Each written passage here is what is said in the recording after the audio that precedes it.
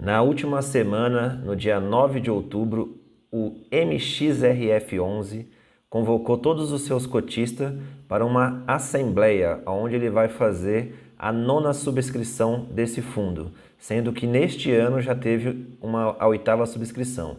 Mas e agora? O que está acontecendo com esse fundo? Vou te contar tudo isso e muito mais nesse vídeo de hoje. Segue aqui com a gente.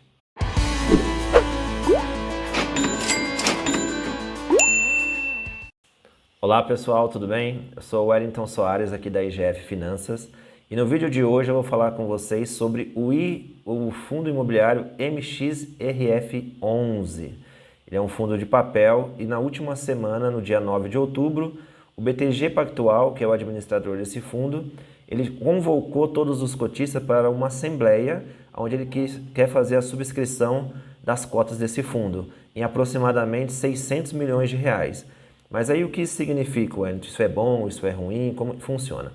Para quem não sabe, o MXRF11 hoje ele é o principal fundo imobiliário da Bolsa de Valores. Ele é um fundo que tem mais de 950 mil cotistas e um valor patrimonial de mais de 2,5 bilhões de reais. Nos últimos 12 meses, esse fundo ele pagou aí, em média 12,11% de dividendos. Teve uma valorização de mais de 21%, 21,33%, uma liquidez diária de 12,8 milhões de reais por dia, ou seja, é muito fácil de você comprar e vender o fundo imobiliário. A última cotação do fundo está a 10,98 centavos e um P sobre VP de 1,10%, ou seja, ele está 10% acima do valor patrimonial. O MXRF11 ele é um dos fundos mais queridinhos aí do público brasileiro, principalmente porque ele foi um dos primeiros fundos imobiliários a ser base 10, ou seja, enquanto muitos fundos imobiliários sempre atuam na base 100, o MXRF11 ele começou atuando há muito tempo já aí com a base 10. Isso facilita porque você consegue ter um número maior de investidor, você não precisa ter um valor muito alto para começar a investir, às vezes naquele mês sobrou ali 10 reais, 20, 30 reais, você já conseguia fazer ali uma compra de uma cota, né, do MXRF11. Então fez com que esse fundo realmente ele aí sempre pagou bons dividendos, então ele caísse na graça aí dos brasileiros. Não é à toa que ele é o fundo com o maior número de cota. Mas Wellington, o que significa então aí essa subscrição que o BTG solicitou aí para os cotistas? Como eu expliquei no vídeo anterior, existem hoje dois tipos de fundos imobiliários. O fundo de papel, que é o caso do MXRF11, que ele vende dívida para os seus credores, né? E em volta, e o retorno disso, quando paga essa dívida, ele cobra ali um percentual, um juros ou Selic ou IPCA, dependendo do tipo do fundo de papel, normalmente mais alto do que o mercado oferece, porque como ele tem um risco, trabalha com dívida, então também ele tem que cobrar um percentual maior para que os seus cotistas consigam aí ter uma boa distribuição e seja um fundo aí que ele acaba ficando consistente aí no mercado. E tem o fundo de tijolo, que normalmente são fundos de escritórios, shoppings, galpões logísticos.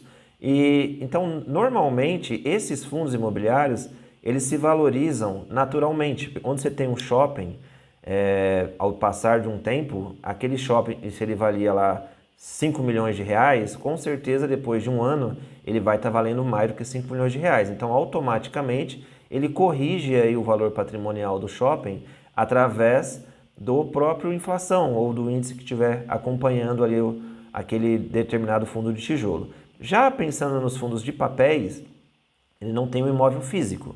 Então, para que ele consiga se valorizar, ele precisa fazer as subscrições, ou seja, ele coloca no mercado, aumenta o número de cotas no mercado para que ele consiga ter uma arrecadação, captação de recursos e aí ele possa oferecer esse crédito para os seus credores e aí fazer o fluxo do fundo funcionar. Tá? Então, a expectativa aí do BTG Pactual para essa captação é de aproximadamente 600 milhões de reais. E qual é o impacto disso para você que já é cotista? Normalmente, né, quando tem uma subscrição, os cotistas eles são os que recebem ali a oportunidade de participar do fundo imobiliário antes do restante do mercado. Então, para quem já é cotista do MXRF11, igual nós aqui da IGF, somos cotistas na nossa carteira pessoal, né? Não na carteira pública ainda. Então, para quem já tem o MXRF11, você vai receber um e-mail, se já não recebeu.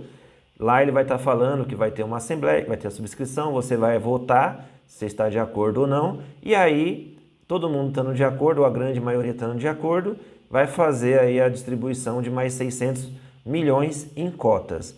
E aí, o que bacana? Hoje o fundo ele está, como eu falei aqui no vídeo, R$10,98 foi a última cotação.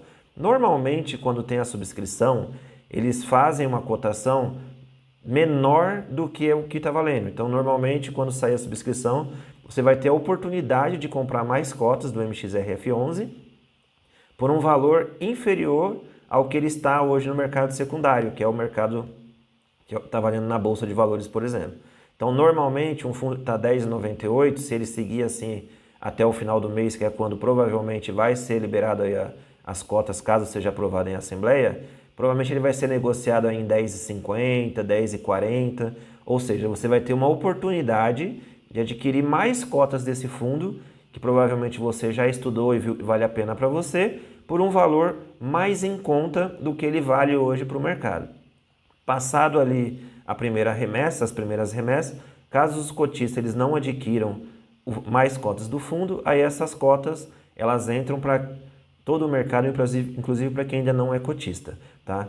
Poxa, Wellington, mas R$10,50 ainda está acima de R$10, que é o que valeria aí o preço justo da cota hoje. Sim, mas até pouco tempo o MXRF11 ele era um fundo que estava aí na faixa de uns R$8. Então eu, por exemplo, aqui nós temos o nosso preço médio do MXRF11 ele é um pouco abaixo de R$10.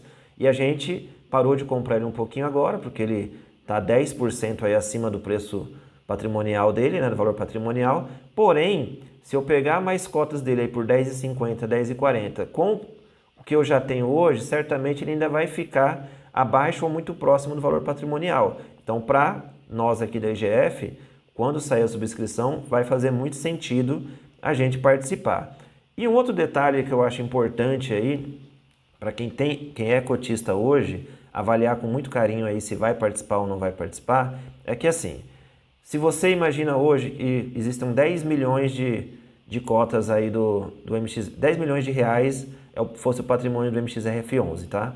Para dar um exemplo. E você fosse proprietário de R$1 milhão, ou seja, então hoje você era responsável por 10% do patrimônio do fundo imobiliário. E aí ele vai lá e vai lançar agora mais 1 milhão de cotas. Então vai sair de 10 milhões e vai passar para 11 milhões. Se você não adquirir mais um percentual de cota dessa subscrição, você concorda que você, que antes era responsável por 10% desse patrimônio, certamente seu patrimônio ele vai reduzir, porque o seu patrimônio é em percentual, não em valor, porque você agora vai ter 11 milhões em valor patrimonial, que antes você representava 10%, você teria que ter 1 milhão e 100. Neste exemplo, você vai ter 1 milhão, então você vai ter menos de 10%. Então, por isso que eu entendo que para quem já é cotista aí do MXRF11, com certeza é uma excelente oportunidade aí de compor, até para que você não fique para trás aí e acabe reduzindo a sua representatividade dentro desse fundo imobiliário de hoje, tá ok? Então, basicamente, eu acredito que é isso no vídeo de hoje, espero que vocês tenham entendido. Caso tenham alguma dúvida, estamos aqui no comentário. Lembrando que esse vídeo ele não é recomendação de compra nem de venda, e sim para trazer mais informações aí para vocês do que é a subscrição de um fundo imobiliário e como ela funciona e por que a importância aí de estar atento quando receber lá aquele e-mailzinho ou até entrar lá no link da sua corretora e aparecer aquela mensagenzinha para você que existe a subscrição, tá ok? Então, continua seguindo aí a IGF, um forte abraço a todos e qualquer dúvida, estamos por aqui. Um abraço.